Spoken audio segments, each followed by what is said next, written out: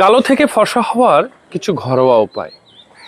আপনারা অযথায় টাকা পয়সা কিন্তু খরচা করছেন, অনেক রকমভাবে ক্রিম লাগাচ্ছেন এবং অনেক কিছুই ব্যবহার করছেন, প্রচুর টাকা কিন্তু যাচ্ছে আপনাদের, কিন্তু কাজের কাজ কিন্তু কিছুই হচ্ছে না।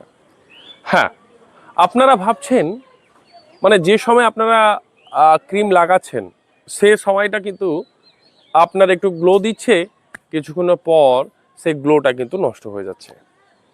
কিন্তু বিষয়টা হচ্ছে এই যে স্কিনের যে সমস্যা, মানে স্কিন ভালো রাখবেন কি করে, বা এই স্কিনের এই প্রবলেমটা হচ্ছে কিভাবে, এর মূল দায়ী হচ্ছে এই আপনার পেট।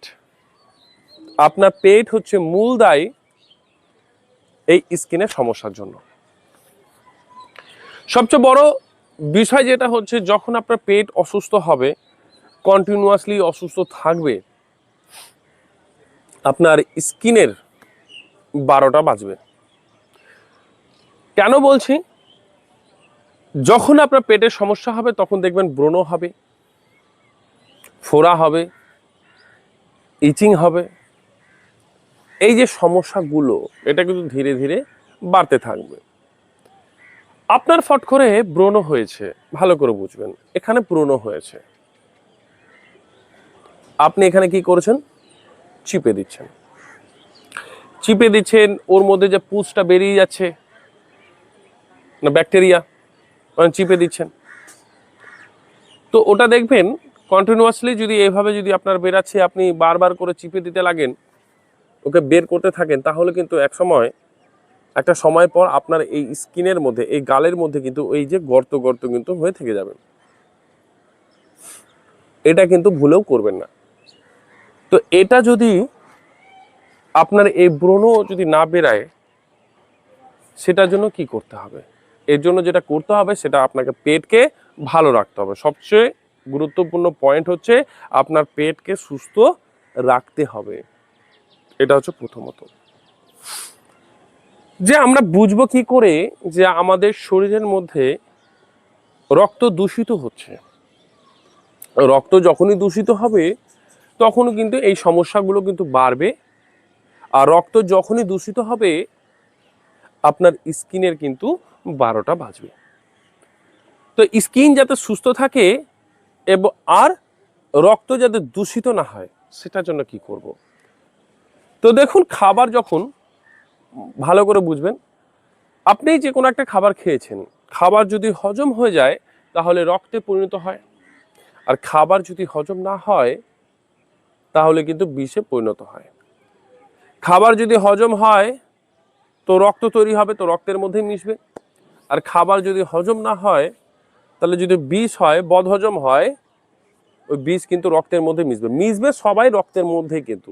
এটা ভালো করে বুঝবেন।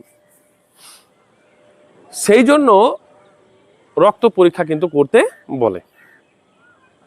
আশা করি আপনারা বুঝতে পেরেছেন। তো এই রক্তকে যদি আমরা ঠিক রাখি, পিউরিফিকেশন, ক্লিনিং যদি রাখি, তাহলে আপনার চেহারার মধ্যে একটা গ্লো যে ভাব, সেই গ্লো ভাবটা কিন্তু আসবে। তাহলে কি করতে হবে? যেটা করতে হবে সেটা হচ্ছে, এক টুকরো কাঁচা হলুদ প্রত্যেকদিন সকালে, এক টুকরো কাঁচা হলুদ আর ওর সাথে এক টুকরো গুড়, এই দুটোকে আরামসে চিবিয়ে কিন্তু আপনি খেতে পারেন। এতে দেখবেন ধীরে ধীরে ধীরে ধীরে ধীরে ধীরে ধীরে ধীরে ধীরে ধীরে আপনার চেহারার মধ্যে ধীরে ধীরে কিন্তু গ্লো দেওয়া কিন্তু স্টার্ট হবে। আরও যদি রক্তকে ক্লিনিং এবং পিউরিফিকেশন যদি করতে চান, ভালো করে বুঝবেন, রক্তকে যদি ক্লিনিং এবং পিউরিফিকেশন করতে চান, তো দুটো জিনিস কিন্তু রয়েছে। এক হচ্ছে কিশমিশ, এক হচ্ছে নিম পাতা। কিভাবে আমরা বুঝবো বা কিভাবে আমরা খাবো? রাত্রেবেলা এক গ্লাস জলে 25 থেকে 30টা কিশমিশ আমরা ধুয়ে নিব। ধুয়ে নিয়ে যে জল আপনি পান করেন সেই জলের মধ্যে কিন্তু আপনারা কিন্তু ডুবিয়ে দিন। সকালবেলা ঘুম থেকে উঠে স্বাভাবিক যে আপনি হালকা উষ্ণ গরম জল পান করেন বাথরুম যাওয়ার আগে এবং ব্রাশ করার আগে, আগে করে নেবেন। এবার বাথরুম থেকে এসে আধা ঘন্টা পর কিশমিশের জলটাকে প্রথমে পান করবেন, পর থেকে কিশমিশটাকে চিবিয়ে চিবিয়ে কিন্তু খেয়ে নেবেন। এতে কিন্তু ব্লাড পিউরিফিকেশন এবং ক্লিনিং দূরে থাকবে। আরেকটা করতে পারেন, সেটা হচ্ছে নিম পাতা। এই নিম পাতা সপ্তাহে কিন্তু একদিনই খাবেন, সেটা চিবিয়ে খাবেন। কখন খাবেন?